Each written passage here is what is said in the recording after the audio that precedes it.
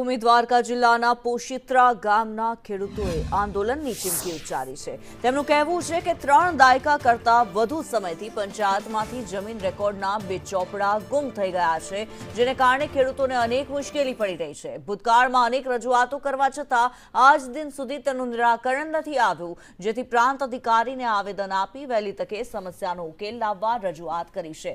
જો સમસ્યાનો ઉકેલ નહીં આવે તો ખેડૂતોને ના છૂટકે આંદોલનનો માર્ગ અપનાવવો પડશે।